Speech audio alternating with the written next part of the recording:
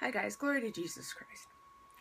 I want to talk about an issue that is tangential to the whole Josh Duggar molestation mess that is going on right now. And everybody and their second cousin are making videos about Josh Duggar right now. This is not one of those videos. If you don't know what's going on with that whole situation, just open up any news service online. You're going to see it. Okay. It is not my place to talk about something that happened in another family. You know, reality TV show or not, it's none of my business. But in the aftermath of all of this news breaking, there have been a lot of people who have been very closely examining the Duggars homeschooling curriculum that they use, and they have found documentation about, it's kind of like a worksheet about what a family can do when there's abuse that gets uncovered, and the worksheet that I saw today was intended to help the abuser understand the spiritual reasons behind what they did, and also to identify factors within the home that may have contributed to it. And so, of course, there's a lot of people that are saying, well, you know, this is blaming the victim. Okay. And in particular, the one thing that I have seen people really zero in on is this idea that the victim is somehow partially to blame if, and should feel guilty if, they hold bitterness in their heart about what happened. So people are losing their minds over this because they are interpreting this as saying, well, you know, for example, that means that a rape victim basically got raped because it was their fault. People are really running away with this, and I think this is dangerous. I'd like to give you another perspective on this, because it is so easy to use some lazy thinking and just have a knee-jerk reaction like that. We have to talk about this issue of bitterness, and this is separate, folks, from this particular homeschool curriculum. This is separate from the Duggars. This is separate from all of this stuff. I mean, good Lord. I have a lot of problems with what the Duggars believe. A ton. I mean, they're fundamentalists. I'm Orthodox, so obviously, right? A lot of our worldview is just completely different. But we need to talk about bitterness and victimhood, because, and I'm speaking, by the way, as someone who has some experience with this issue, different situation, but this is experience talking here, okay? We live in a society that encourages bitterness because, again, we love lazy thinking. We seem to have a problem understanding that forgiving a person, moving on, refusing to be a victim any longer, becoming a survivor instead, we refuse to believe that that does not mean saying that what happened was not wrong. That sentence was incredibly confusing. Let me try to be less of a pretzel with it. You can forgive someone, but still hate what they did. You can move on with your life. You can have peace. God's peace, of course, God's grace. And still hate what happened. Okay? Molestation is never right. It's always an abomination. All kinds of sins are abominations. Always. There's never an excuse for sin. Sin is always a choice. But at the same time, bitterness is also choice. Regardless of if the abuser repents or not. If you're bitter about it, you have given them control of your life. You've given them control of your mind. You've given them control of your soul, really. And that's being a victim. That is giving up your autonomy, right? It's giving up your individuality. It's giving up your God-given ability of self-determination by letting that person continue to control you. Now, I can just feel that the hate mail is going to come just flooding in. It's going to be like the Hoover Dam broke, okay? Because again, this is lazy thinking. You must understand this, and this is particularly from a Christian viewpoint, that forgiveness is not optional. Forgiveness is not something that happens when the person apologizes. Forgiveness should happen immediately by God's grace. It does not mean accepting that what happened was somehow okay. It does not justify the abuse in any way. It doesn't mean that you say, oh, I'm okay with the fact that that happened. No. Mm-mm. What it means is saying, you know what? Yeah, this was horrible and awful.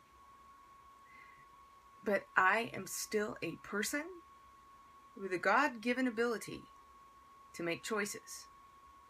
And those choices include how I think. And so, being reminded of how easy it is to give that away, I am making a choice to no longer be a victim, but to be a survivor. None of this has anything to do with accountability. It doesn't mean, okay, well, there are no consequences for abusers. Of course not. And it really annoys me that people are going to accuse me of that. I mean, you can accuse me of anything, really, but it annoys me that people will think that way. There are few, if any, things I hate more in this world than lazy thinking. It drives me nuts. So, I'm just putting this out there. I'll just leave this here. Because we have to start thinking differently about this. We have to start saying, you know what?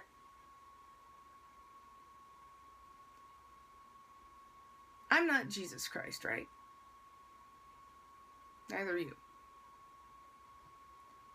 Christ forgave the people who tortured him to death when he had every right to not, right? Because he's truly innocent. Now, if you're going to call yourself a Christian, and if I'm going to call myself a Christian, when we are wronged, no matter how horribly, we must look at it from a Christian perspective, which is to say, a person who commits abuse,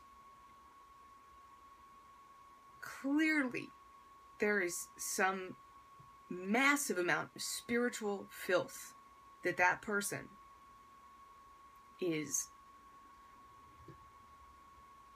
struggling with. Something is very deeply and clearly and obviously wrong inside them. Now, we all have things wrong inside us. But when these, when abusers abuse, it should be very obvious. It's like a red light. Something is wrong in there. So the correct response is to pray for that person, and I don't mean self-righteously like the Pharisee, thank God I'm not like that person, because that doesn't really count as praying. That's not praying, okay? It's acknowledging that, guess what? That person needs a lot of help. That person needs a lot of intercession and a lot of prayer. Because a person who is truly well-adjusted and living under God's grace and in God's peace will not do something like this. I mean, think about the worst thing you've ever done.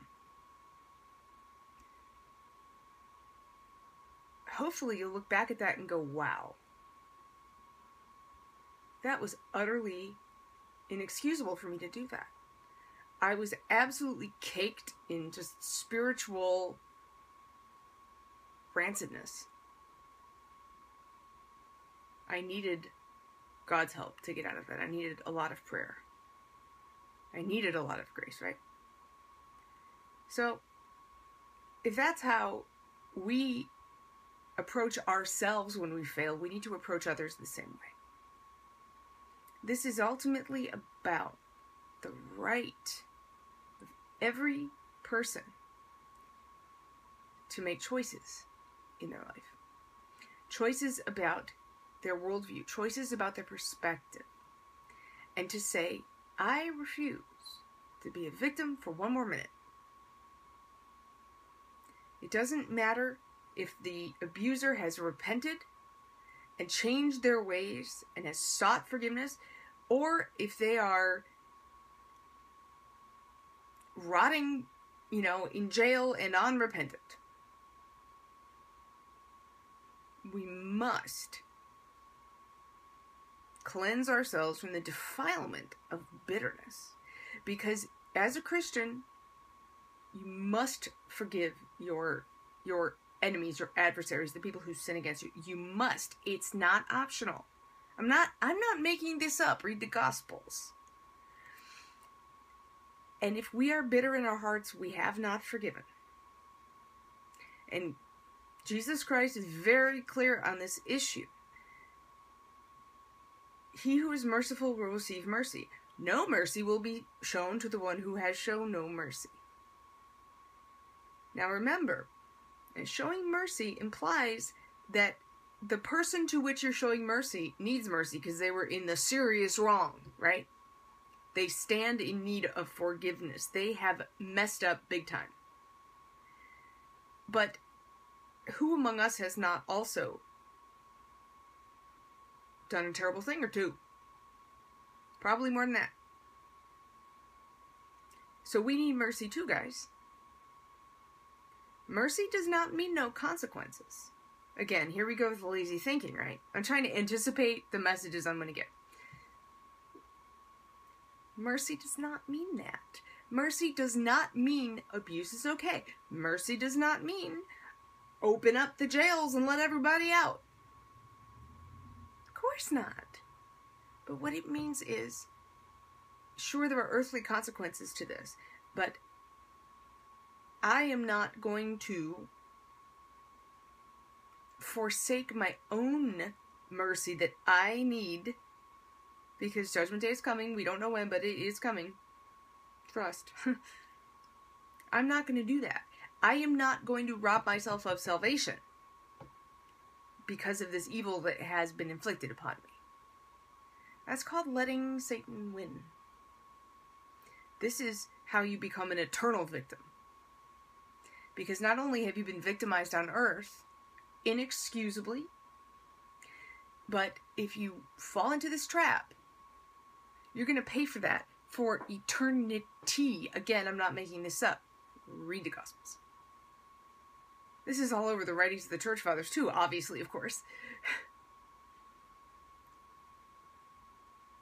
So I think we really need to remember this. This is an urgent issue because none of us knows how much longer we have on this planet. So we don't have time to say, put it on a shelf and deal with it later.